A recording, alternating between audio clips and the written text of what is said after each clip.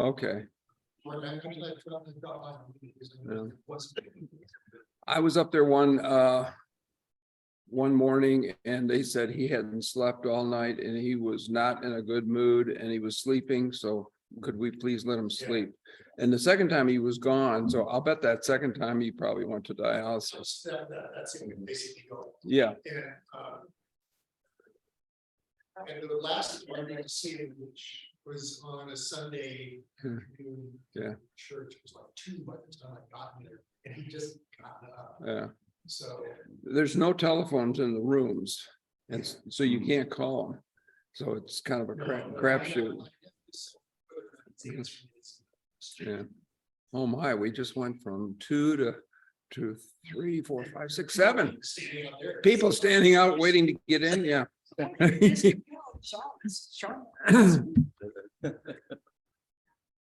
You ready? You ready? Uh-oh. 8, 9. Oh, here comes, and one of them's in trouble. One of those people is in trouble. Yeah, you know, don't you?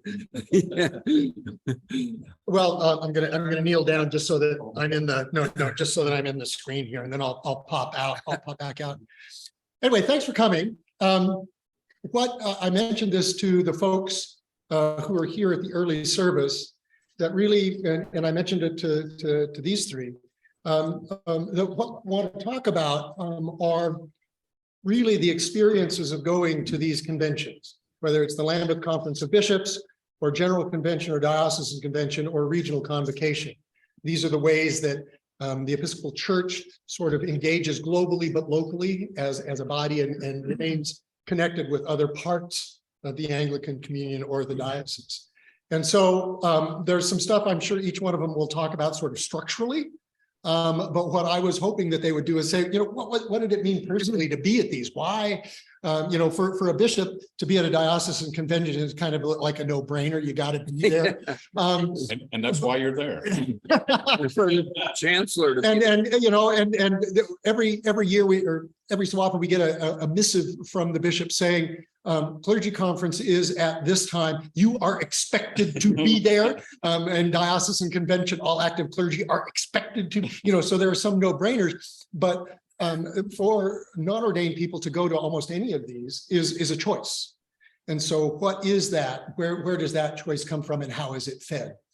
So I didn't really, we didn't really sort of walk through this, but I thought we'd start sort of from as a congregation, the most remote, and then work closer. Oh, okay. You threw me a curveball. Yeah, the opposite, because I thought he was going to go last. No. I thought we'd, and part of, yeah. I'm not saying the most significant to the, I know I just the most remote. So I'm glad that everybody is here to do this. So thank you.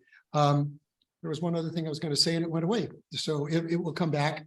But yeah, we'll end up touching to them personally. Yes, yeah. Right. And I haven't been to General Convention, but I've certainly been to Diocesan Convention in 3 different dioceses. So not all of my experience has been here. And so I'll jump in and out as I need to, but there's some technology that I need to run when it's necessary. So I'm going to turn it over to Bishop Epting. I know I need to get this. Yeah, there was a reason for all that. Yeah. Okay. Thank you. How are we doing? Are we good? Good. All right. Yeah. Well, I will do a little history for the Lambeth Conference because it may be the one in some sense less familiar. It's important to know that it's a gathering of the Anglican Communion, its bishops, and the Anglican Communion is what we belong to as Episcopalians in this province. We're the 3rd largest Christian communion in the world. It's hard for us to believe that since we, in the numbers in the United States, would not indicate that, but we are. The Roman Catholics, of course, the largest communion. The Eastern Orthodox churches are the 2nd. And the Anglican Communion is the 3rd largest. Lutherans right behind us. And even our identification of ourselves as a communion has been something that has developed over time. English Christianity, English Protestant Christianity spread really after the Reformation by following the British Empire in a lot of ways. The conquest took place, the empire spread, and military chaplains went with the army and navy. The civil servants needed to have a church service, and so the priests of the Anglican Church, the Church of England, followed along. And gradually, as the empire spread, the Anglican Communion began to develop. English Christianity began to be planted in various places and take root in the lands where they have appeared. There was also intentional missionary efforts going on in a kind of parallel way, fostered by organizations like the Society for the Propagation of Christian Knowledge. It was formed in 1698. The Society for the Propagation of the Gospel was formed in 1701. The Church Missionary Society in 1799. And they went out to spread the gospel. That they went out to go to the heathen lands or to any lands where the church was not strong or planted and convert people, basically. Some of these were evangelicals, kind of low church Anglicans. Others were very high church Anglo-Catholics. And so the diocese that they missionized sort of took on the character. And so you'll have some African dioceses that look for all the world like a Roman Catholic diocese, and you'll have others that are very evangelical in nature. So the communion existed in just kind of a loose federation of churches, local churches that traced their roots back to England and back to the Archbishop of Canterbury and the Church of England. The first Lambeth Conference of Bishops was not held until 1867. So we'd been in existence as a kind of loose federation for a long time. An American bishop actually suggested back in 1851 that there should be a gathering of Anglican bishops. He suggested that to the Archbishop of Canterbury, who has the kind of titular headship over the communion, not a pope, but a position of honor and respect. But it didn't happen until 1867. Some Canadian bishops thought that the bishops in England were kind of going their own way and making decisions that made it difficult for the Canadian bishops to function. And so the Canadian bishop said to the Archbishop of Canterbury, let's get together and talk about this. Let's just gather as bishops. And so Archbishop of Canterbury Longley convened the first Anglican Lambeth Conference in 1867. 144 bishops from all around the world. That's how many Anglican bishops there were, 144 who came. There may have been others. And they gather at Lambeth Palace, at the big house where the Archbishop of Canterbury lives in London. It was a small enough gathering that in a big house that they could gather for their meeting. So this conference has been held roughly every 10 years since then, down through the ages, down through the years. It was originally envisioned as a conference, a time to confer, a time to talk. Over the years, I'm not sure if it has sought to assume more power or more power has been given to it. As we wanted to see ourselves as a global communion, then we needed some kind of centralized authority, or some people thought we did. And so even though it was clear that the Archbishop of Canterbury is not a pope, he does invite bishops to the Lambeth Conference. So he has a convening function. And naturally, when bishops confer, they're likely to make decisions and they're likely to pass resolutions. You know, we're big on resolutions in the Episcopal Church. General Convention, Diocesan Convention, we all pass resolutions. And gradually, those resolutions began to be seen as sort of prescriptive, that we needed to pay attention. You go back to our roots, however, we are all autonomous provinces. The Episcopal Church, the Church of England, the Anglican Church of Canada, the churches in South Africa, wherever you are autonomous, which means you make your own laws, you make your own canons. There are no international canons or laws that bind Anglicans. The Episcopal Church has canons that we are bound by for this province, but they don't bind the Church of England, and they don't bind the Church of Ireland, or they don't bind the Church of New Zealand. So gradually, as I say, it began to accumulate somewhat more power, or at least seemed to be.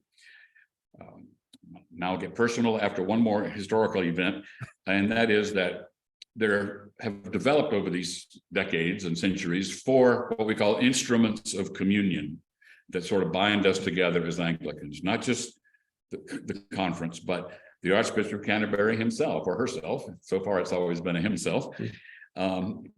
Has this kind of titular authority because he is the head of a major diocese in England and is given a certain preference there. And so around the world, we look to him for wisdom, for guidance, for leadership, but not in a kind of papal way. No infallibility, no immediate jurisdiction where the Archbishop of Canterbury, Justin Welby could say to Gary, we don't want you to do right two anymore here. Just go do right one. Well, Gary could just say, sorry. None of that kind of jurisdiction. So there's the Archbishop of Canterbury, then there's the Lambeth Conference. Every 10 years, the bishops gather. And then in 1968, I believe, in 1968, the Anglican Consultative Council was formed, the ACC. It is an elected body. Clergy are elected to it, bishops and priests and deacons, and lay people are elected to it. It's the only one of these four instruments of communion that have lay people as influencers and voters. I think it's the most significant body for Anglicans, even though it's small, and it meets every several years. I'm not sure exactly if they have a regular rotation, but they meet regularly. And they can admit new dioceses to the Anglican Communion. They could even expel dioceses from the Anglican Communion. We think that's never happened, but we think they could. Since they could admit them, they could probably expel them, but that hasn't happened. And they make decisions on liturgy and social action, all kinds of things. And then finally, there's the primates meeting, which is not a meeting of monkeys. But, some would. They're the meetings of the parallel to our presiding bishop, Michael Curry. Sometimes they're called archbishops, primates, but they're the head honcho in a particular province of the Anglican Communion, a church, us. And they meet pretty regularly, actually. They meet every year or two. And again, it's not a legislative body, even though sometimes they sort of seem to want to do that. That primates meeting was established in 1978 by Donald Coggan, who was Archbishop of Canterbury. Some of us actually remember. Scholarly, evangelical, good guy. So personally, I'll go for 3 more minutes. How about that? You're fine. And then I can jump back in whenever. I was elected bishop in 1988, and there was a Lambeth Conference in 88, but I was not able to attend because I was a bishop coadjutor, meaning a bishop who has the right of succession in the Diocese of Iowa in this case.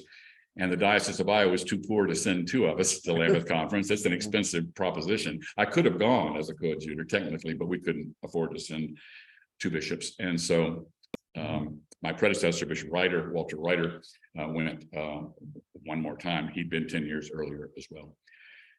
So I don't know much about that conference, except it happened, and it was certainly one where companion diocese relationships began to be established. Just friendships between bishops led to their dioceses becoming partners. And many Episcopal dioceses in the States have a partner in Africa, or a partner in Europe, or a partner in Asia. 1988 was my first experience as an attendee of the Lambeth Conference. It was the worst experience of my ordained life. I'll see the upsides and downsides. The upsides of the Lambeth Conference always is the worship, which is splendid. Look over your shoulder. Yeah. We aren't splendid at all. Yeah. The worship is unbelievable. 600 or 700 bishops gathered in Canterbury Cathedral.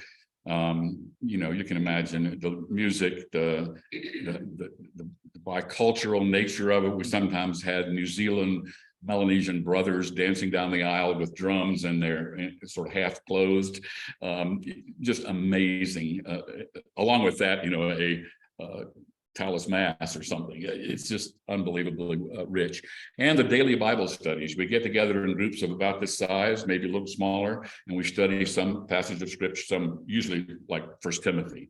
during the course of the Lambeth Conference, because it lasts 3 weeks, so you have plenty of time. And it's powerful to hear the perspectives of people from around the world, many of whom are suffering persecution, just like the early church was. It's always rich, and and you pray together, and you have that sense of camaraderie. The downside is when we get to legislating, when we think we have to make decisions for everybody else in the communion about whatever the issues may be. The last time the communion, the one I'm talking about in 1998, it was human sexuality. Surprise, surprise. What is the place of gay and lesbian people in the church? And there were different sections. I was in a different section. I was in the ecumenical section, but there was a section dealing with human sexuality. They went back and forth and back and forth. We kept getting leaked documents that some of them seemed to be something I could live with, a statement to the communion about how we were wrestling with this issue. Others of them were very negative. And the last minute, we went into legislative session, which shouldn't even be legislative, but it was. And the carefully crafted compromise document folded under duress. People were yelling. It looked sort of like the Republican House of Representative last week. It was very, very similar. Calling people names, and it was awful. The Archbishop of Canterbury, George Carey, was at sea. He couldn't manage the crowd. They were shouting this. They were saying things about gay people that no matter what your position is on the matter, you would find distasteful. This was said by bishops of the church. I was sick to my stomach. I abstained from the vote because I wanted us to say something to the communion, but I didn't want us to say that. Frank Griswold, our presiding bishop, also abstained from that vote. It passed overwhelmingly in a voice vote, we guess. Who knows? 700 people with a voice vote. It's kind of hard to know. It basically passed. And it went out, and it was seen as law by some branches of the communion. By us, it was seen as a mistake. But nonetheless, there we were. And we've been wrestling with it ever since. So I signed on with 166 other bishops, a document that apologized basically to gay and lesbian folks and told them that we loved them and that we were trying our best to see our way through this as a communion.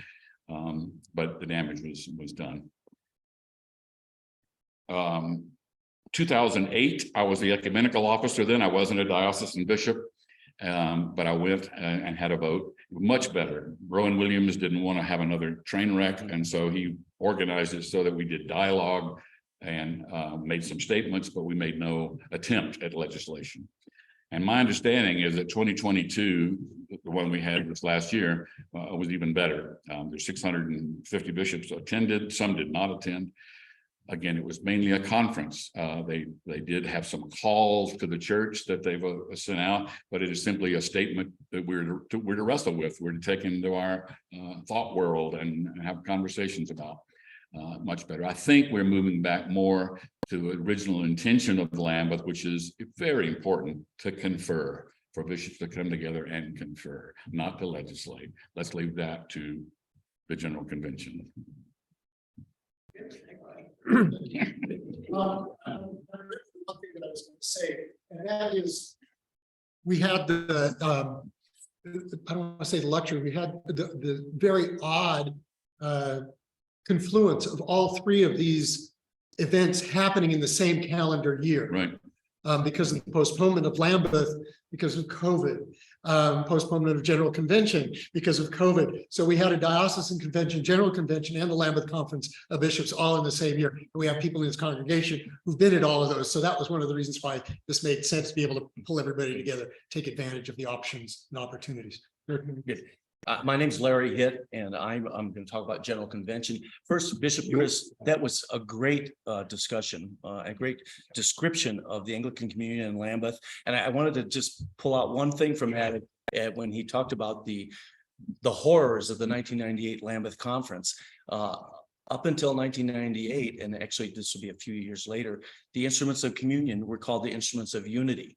But because of what happened in 98 and then all of the breakaway stuff and the really conservative provinces of the Anglican Communion who are really upset with America, Canada, a little bit with Church of England and some other of the provinces of the Communion, that term instruments of unity didn't seem to make sense anymore. So that originally was instruments of communion, and it's changed now officially to the instruments of communion, because the communion is very, very stressed, and it has been now for 2 or 3 decades, actually. Yeah.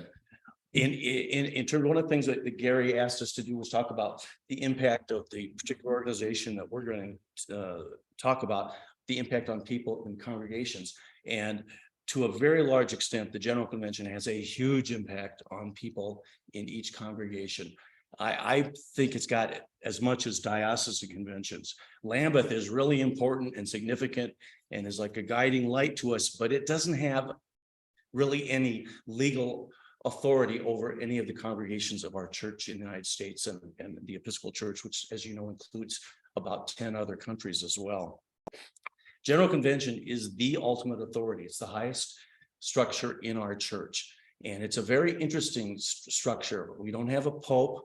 We don't have a house of bishops that controls everything about the church. We have 2 houses. There is a house of bishops and a house of deputies.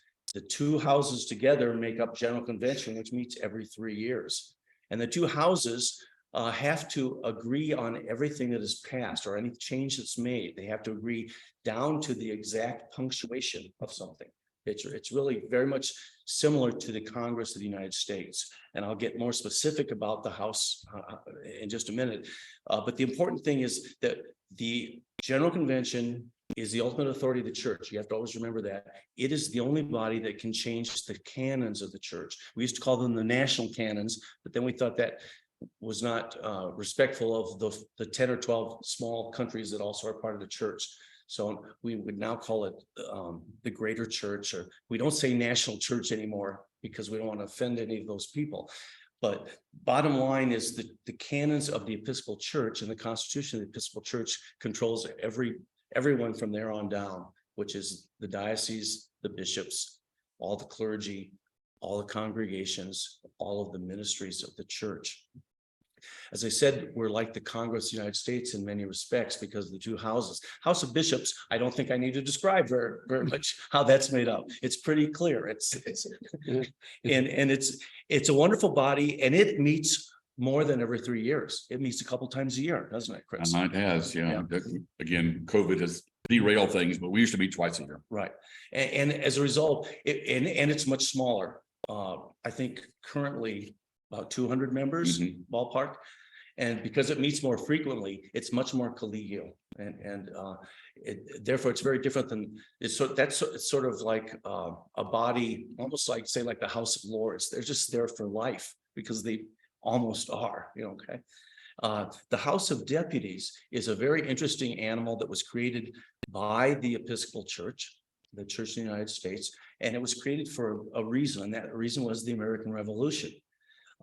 Because most of the United States, the churches of the United States and the colonies were Church of England churches. The Northeast had a lot of Congregationalist stuff, and there were some Roman Catholic churches, of course, but there was significant impact of the Church of England on all of the churches in the colonies. And then with the American Revolution and the breakaway, we had a huge issue in this country because the ordained clergy of the Church of England had to continue making an oath of allegiance to the King of England. And that was just absolutely impossible after the revolution. Patrick Henry didn't like that. Absolutely not. And interestingly enough, even though we had all of these churches throughout all 13 colonies, and some of them were just thriving, they really have huge impacts on the community. And for many years, what Sandy, 150 years, 125 years before we broke away to become the Episcopal Church, for this long period of time, there was never a bishop in the United States. The Church of England never sent a bishop over, and it never consecrated a bishop in the United States before the Revolution. As a result, and this is really an important piece, as a result, lay people had a huge role in operating and running the churches. And that's why our vestries are so important. In Virginia and other places, there were state taxes that helped fund the church. The state granted lands to the churches, and they were run by the vestries. It was almost as though some of the vestries had community governance obligations as well as church obligations.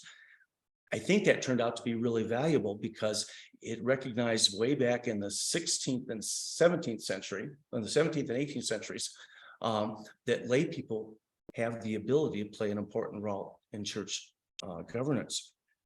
So when the first General Convention happened, which I believe was 1785, we still had no bishops, okay? There are no bishops initially. The first meeting was with the House of Deputies. I haven't told you yet what that is. The House of Deputies, that's just sign language, American Sign Language. The House of Deputies consists of up to 4 clergy people and up to 4 lay people who are elected by each diocese. So the last century or so, it really is about a group of 800 people from 110 dioceses or so. And that House of Deputies, it can be deacons or priests on the clergy side for those 4 clergy deputies. And then the lay side are obviously lay people. And the House of Deputies was the first group that met and really got us off and running on the Constitution of the Episcopal Church. And then later, we can't go into that today, we don't have time, but it's a fascinating story about how we got our first bishops. You should look it up sometime because that's really, really cool. And with some significant help from the Church of Scotland. And we had one bishop who described himself after he'd been ordained as the Bishop of all America. And it was sort of a title that he picked for himself, and it really wasn't accurate. Since the House of Deputies met first before there was a House of Bishops, the current House of Deputies never fail to remind bishops that they are the senior house. Yes, yeah. It is not to put the House of Bishops in its place, but it's an important observation. So as I said, we meet every 3 years, and the General Convention is responsible for all of the canons of the church, for the Constitution or any changes to either of those. And the General Convention also is responsible for the prayer book. And so those are the 3 things that require really significant votes. And in 2 instances, in terms of the constitutional changes and in prayer book changes, you have to have 2 consecutive General Conventions approve a change in exactly the same language, again, down to dotting the I's and crossing the T's. So therefore, we're somewhat slow to act. Some people will say that's not bad because nothing hasty happens, which is generally true, I believe. And it's just another really important thing. It's really important to know that deputies who are sent to General Convention, and Colorado sends 8 deputies every General Convention. And we are there to listen to the Holy Spirit and vote what the Spirit's telling us to do. We are not there to represent what we believe are the views of the people in the pews. It's very different than your Colorado legislature or your Congress. That's why they're called deputies and not Yes. delegates. They're not delegates. They don't like it if you call them delegates. We really do not. Deputized to go and make decisions. The General Convention, I said, meets every 3 years. I've been really privileged to be elected in Colorado. I've been to 10 General Conventions, 2 as an alternate and 8 as a deputy, and I'm going to the next one in 2024. And it's been a remarkable opportunity and a blessing and a privilege for me because you meet other people from around the church who are just love the church like I do and like all of us do sitting in this room. And it's remarkable how much ability and the skills and the leadership and the gifts of these people is remarkable. And it's really, really special to be part of that. General Convention also provides opportunities. It's sometimes called like a big family reunion every 3 years because you don't always have the same people, fortunately. And then I was going to actually say that at the last General Convention, which I'll talk about in a minute or two, the last General Convention, 40% of the deputies was their first time. That is very healthy because we need to keep raising up young leaders in the church. But for those of us who've been a few times, it's just remarkable and really special to see and network with these people. And General Convention also tackles a lot of resolutions, as Bishop Chris talked about, and as Gary referred to. It's actually, that part's over the top and I think needs some serious reformation. The last several General Conventions, there have been over 500 resolutions. At the deferred General Convention, which was held in Baltimore last July, there were still 410 resolutions. And that was in a convention that had been delayed for a year and because of COVID. And it was a General Convention where we didn't have the time to do it. We had moved legislative sessions from 8 or 10 days down to 4, and still attempted and did passed 410 resolutions. The General Convention was very different this year than all the other ones that I've attended because of COVID. And that is because we hired a consultant who said, if you're going to get this many people together, you're going to have serious COVID outbreaks. It's just going to happen. And in the past, General Convention could include really, like, I'd say 5,000 to 8,000 people over a 2-week period. It used to always last a full 2 weeks. It used to include a triennial meeting, an every 3-year meeting of the Episcopal Churchwomen, which was a very, very large body. It had lots and lots of visitors. You had the 2 houses, 200 bishops, 800 deputies, lots of visitors. You had an exhibit hall that was just out of this world in terms of seeing the ministries of the church. And that's another thing that's been really important to me, is to meet people and learn about their ministries all over the Episcopal Church. It's a really satisfying and exciting piece of our church. I since have been elected to the executive council of the church. That's a really small body, about 30 people, that meets 3 times a year between general conventions. I was at my first meeting in October. I couldn't believe the kinds and the depth of the ministries of this church, within the church, without the church, among the communion, among the rest of the world, ecumenical stuff. You would be so proud of what our church is doing. And I don't see much of that getting through, even in Episcopal news service and stuff. It's like I was taking notes on my laptop for single spaced.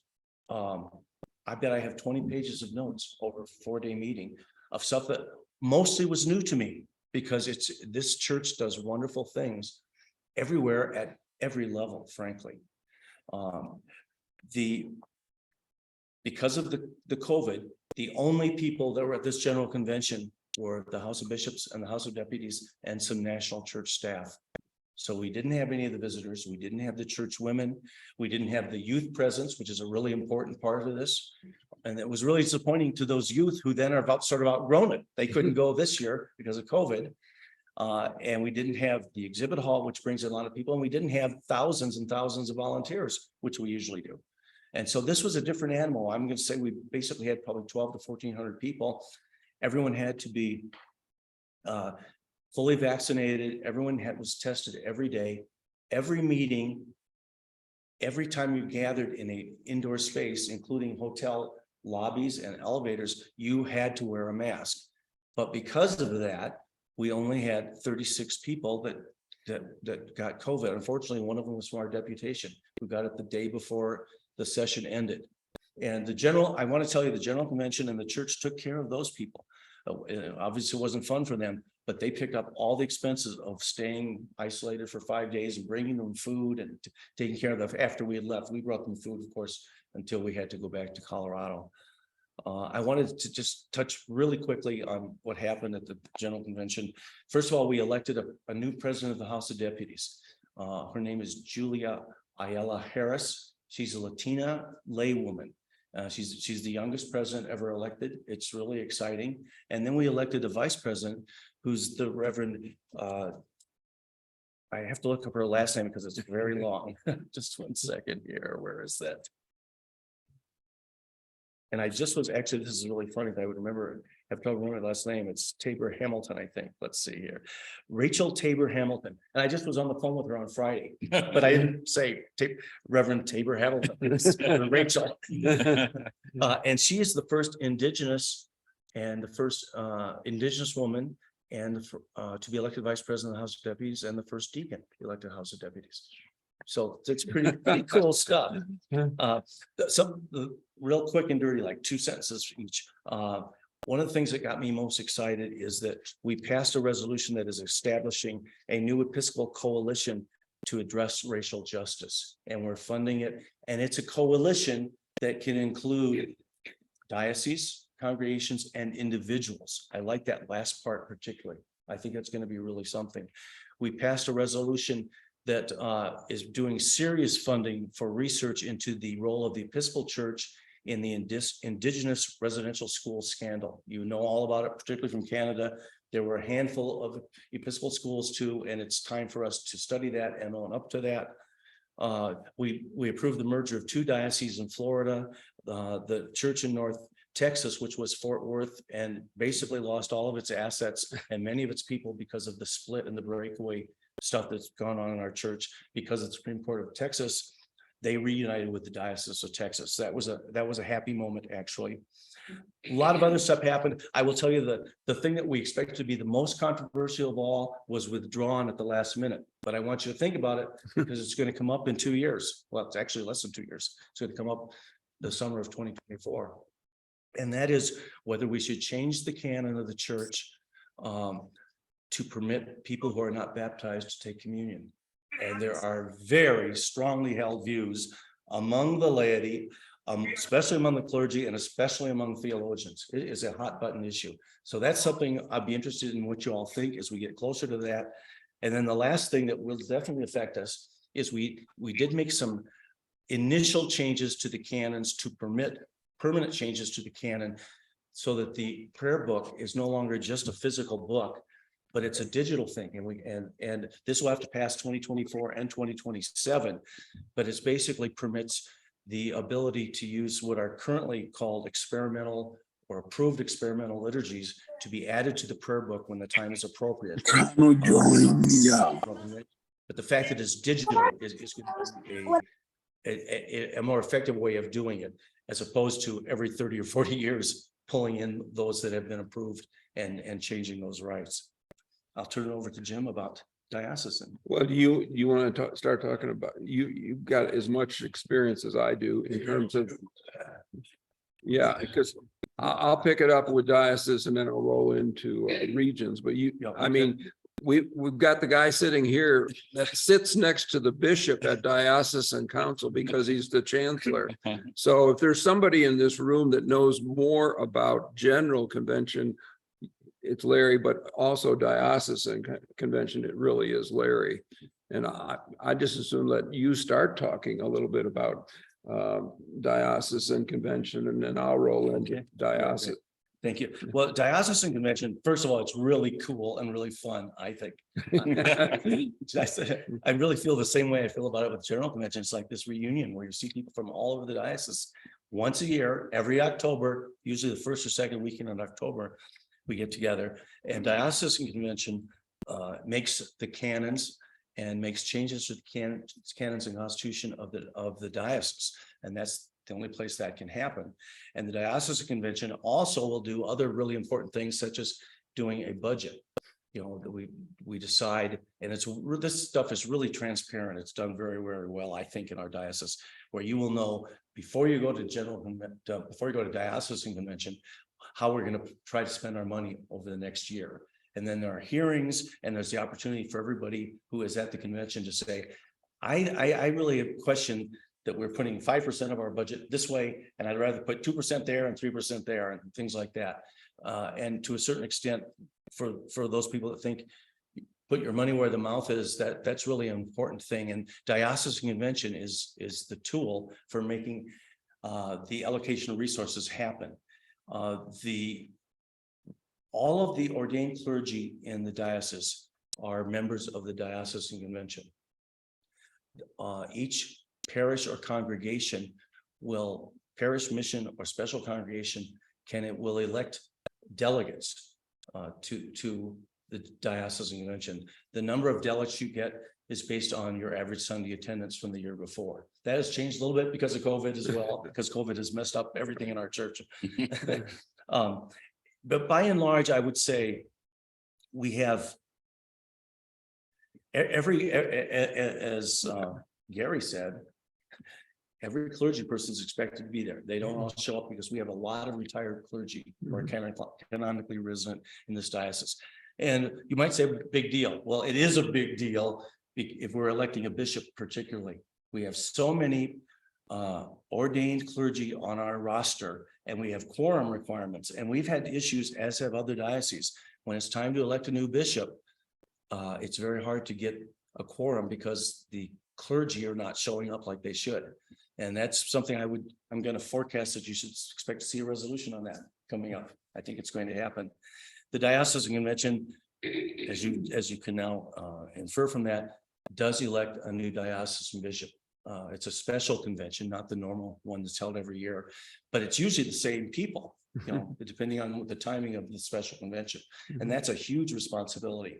And in the Episcopal Church, the diocese elects a bishop, and then that bishop has to be approved by a majority of all of the bishops with jurisdiction, the other diocesan bishops, and a majority of all the standing committees. Standing committees are those bodies within each diocese. In our diocese, it's the standing committee. It's composed of clergy and lay people.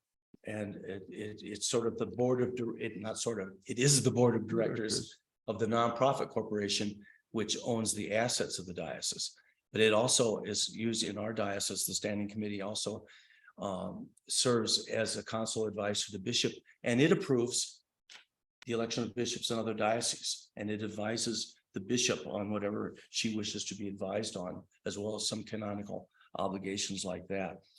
We meet in October. Generally speaking, try to meet around the state. It's usually Grand Junction, Pueblo, Colorado Springs, Denver, Fort Collins-ish. We've tried to keep that rotation. We do resolutions. Our rector, Gary, presented the only resolution, like in the last few years, that was I think was virtually unanimously accepted on the care of creation. He did a great job. He spoke for a group of people that had put that resolution together. It's not that easy to put a resolution together in Colorado. It's not, because we don't want one person to come up at the last minute, particularly, and with some resolution that's going to take a lot of time on the floor and maybe really isn't appropriate for the church. So we have a lot of rules. One of those rules is that resolutions are to be submitted 60 days before convention, so everybody can see it and congregation can talk about it before their representatives get to convention. Another rule is that there have to be, I believe it's 12 people in 3 congregations around the diocese who say, yes, we think this is important enough to be considered. It's not like we're going to vote for it necessarily, but it's a discernment group to make sure that this is something that merits the time and attention of the convention on the convention floor. Yeah. Jim, why don't you go on from there? Yeah, and I'll pick it up. Yeah. The way in terms of the number of people from Good Shepherd, based on our every Sunday attendance, we've had 4 representatives that we elected to diocesan convention. I think I've gone to the last 10 or 15. I don't remember. I've gone for a long time. I did that before I got into some of the other aspects of the church. Diocesan convention it's a fun way. What Larry was saying, Denver, it will be the location every 3rd year, but then we go to Grand Junction 1 year, and then it's a choice between Colorado Springs, Pueblo, or up north. And if you've ever been up north, there's a facility up there where the Colorado Eagles play. It's right at the crossroads, and that's where generally we meet when we go up there. And so we do move it around the state. We generally have people interested when it's in Denver. When we go to Grand Junction and even Pueblo or Fort Collins, it's hard to get 4 representatives that want to spend a Friday and Saturday. And the problem is the Friday you got to take off if you're still working to be there for that part of the convention. But just like general convention, normally there is really a great exhibit hall there, and you can meet people and talk about what they're doing throughout Colorado and so forth. Because of COVID, we actually did a couple general conventions over by Zoom, and it was interesting, but it certainly wasn't the enjoyable. Just like Larry, I've been to so many diocesan conventions that I enjoy going because I know people throughout the state of Colorado, and it's great to see them. And like he said also about general convention, once you meet the people that are going to the diocesan convention, you're really impressed with the number of people in the Episcopal Church with a really depth understanding theologically and of the Episcopal Church. So it's really interesting. I just want to make one comment about the Lambeth conference.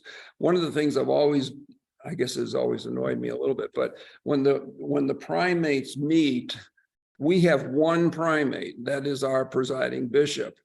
If you look at Africa, each one of those countries has a primate So they can have like 10, 12 primates there.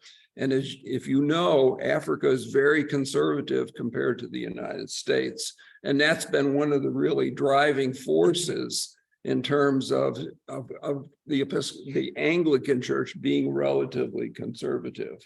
And that's always been my concern. Now I'm going to take you back a little. Are you shifting to? I'm going to talk about me, and I'm going to talk about why I got involved. Okay, and then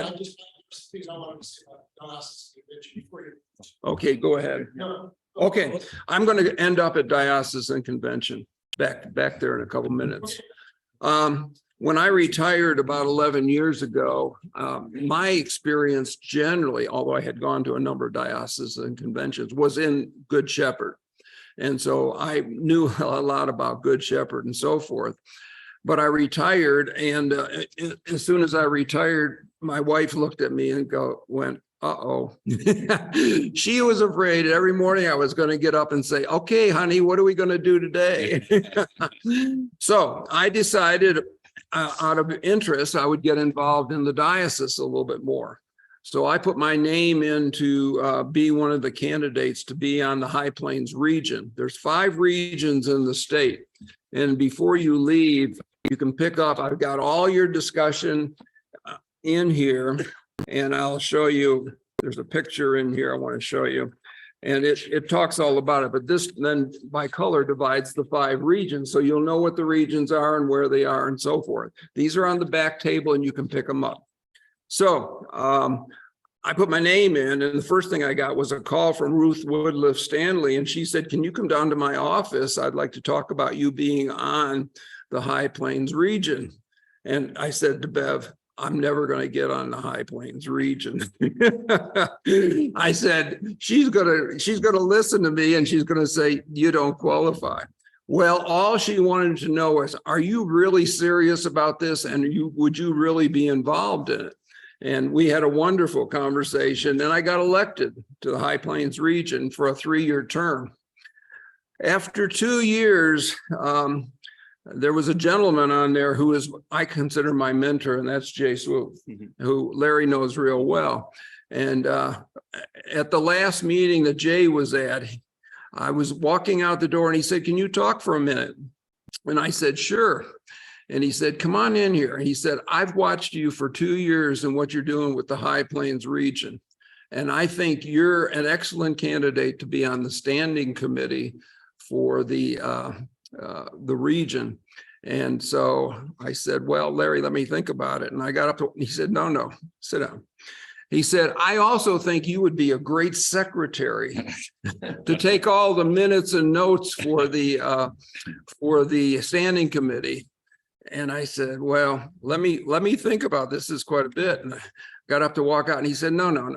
He said, I also think you would be a great person to represent High Plains region on the finance committee for the diocese. And I just sat there and I said, can I get up? And he said, oh, that's all. So I got elected to the standing committee, and I served 6 years on the standing committee. Their 3-year terms, I was reelected. I was the person that took the minutes, and that put me on the executive committee, which is part of the standing committee, which we actually met before every standing committee and laid out the agenda and made sure everything was going on. So I was very actively involved in that for 6 years.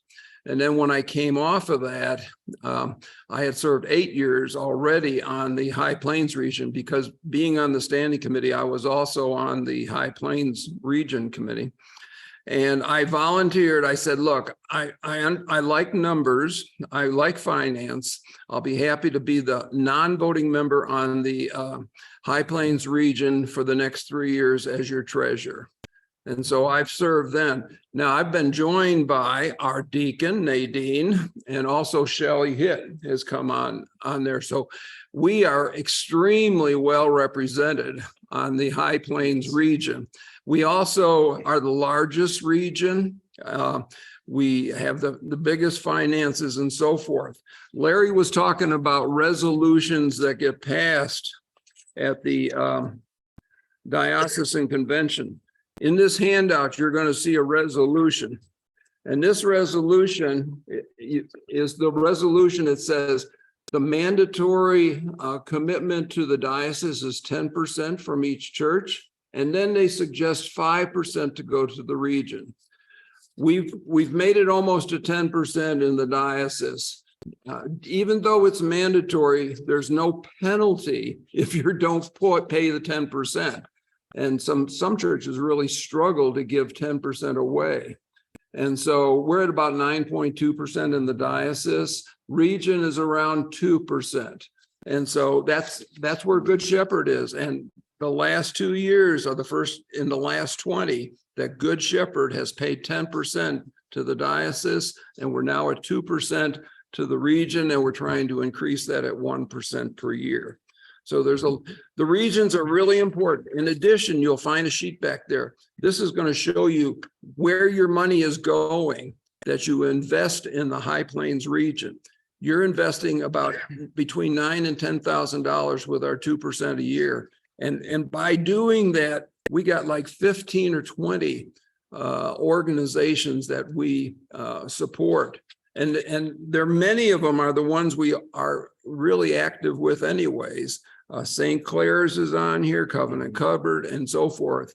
I just get excited every time we do this because I think by leveraging all the churches together, we can do some wonderful things in the High Plains region. So pick up a copy of that too, because I think you'll enjoy seeing where that money goes. You'll also see a write-up from me in the annual meeting notes, which will talk about the region. And then it also talks about what giving our pledge to the diocese and what the diocese does for us, because I think that's very important. The last thing I'll say is from this, we have a convocation that meets about a month before the General Convention. And in that, the delegates to General Convention are all asked to go, but everybody in this room can go. And what we talk about in that meeting is what's going on in the High Plains region. Where is your money going? What are we doing throughout the High Plains region? Then we end up going to General Convention, Diocesan Convention, I'm sorry.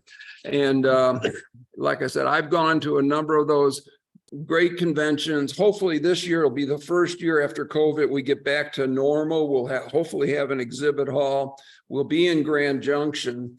It's a great opportunity. And what I've done in the last 10 years, anyone sitting out there can do the same thing if you want to get involved. And I would encourage you to get involved. Now, I can only tell you, some people love to go out and play golf when they retire. Some people want to travel. Sad news from me is I love church work. So I continue to be involved in the High Plains region, the diocese, and so forth. And of course, I'm your senior warden this year. So with that, I know Gary wanted to talk. I just wanted to say a couple things. First is, do I have to? Why don't you sit here, Gary? No, that's okay. I'm on my knees. First is I'm just Bless so me, grateful. Father, for So grateful. Thank you for this conversation. Thank you for what you're doing for the church. I've been in 3 different dioceses in my career as a priest, and I can echo everything that they have all said about the value of being together. At Diocesan Convention primarily. I will say that in the last diocese that I attended, or where I was resident, which was the Diocese of California, which is 5 counties surrounding the San Francisco Bay, which meant that unlike the Diocese of Colorado, which is the entire state, every person who came to Diocesan Convention could get to the cathedral on Saturday morning and leave the cathedral on Saturday night. Right. There was no housing that was required. The expenses were relatively small. Whereas here we have to move people around, and that and with a 3-day convention, because it really starts Thursday night. Yeah. That really begins to limit the representation of who is there. What does the church look like? The church looks like, in Colorado, at least at convention, it looks like retired professional people. And it doesn't look a whole lot like we think that the church should look like. And so I've been vocal in the last 3 or 4 years to say, what we've learned from COVID is that we can do things that are hybrid that don't cost all of this money. And I don't think we'll ever get to a one-day convention like we got to in San Francisco, but I think we can make better use of what we've got in terms of technology so that we can get better representation at this. Now, it means that some of the things that are really great about convention, like all of the conversations in the hallways and in exhibit hall, that can't happen through joining online. But I just do want to say that as wonderful as all of these things are, COVID did teach us that we can think differently. And can we carry that forward, or can we just go back and say, well, it's business as usual, we're going to ship everybody off to Grand Junction? And which means that the people in Sterling or you know, down in the southeastern part of the state, that's a long ways to go and a huge amount of expense and a huge amount of time. And is that the way that we want to see the church operating? So I've been vocal in a variety of places. As Larry said, I serve on the creation care task force for the diocese. And it's a question of creation care. Are we being responsible to the creation, stewarding creation, by having everybody travel so far when we can do this in a less carbon consuming kind of way and time kind of way? So anyway, I just wanted to sort of throw that in.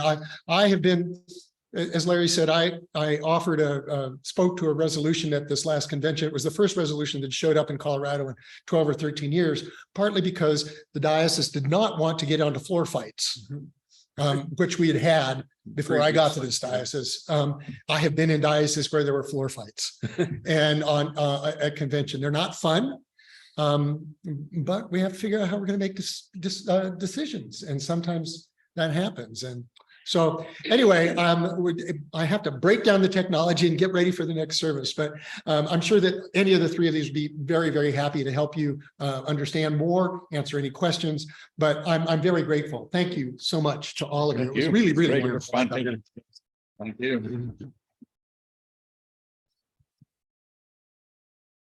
I would like a copy of your notes.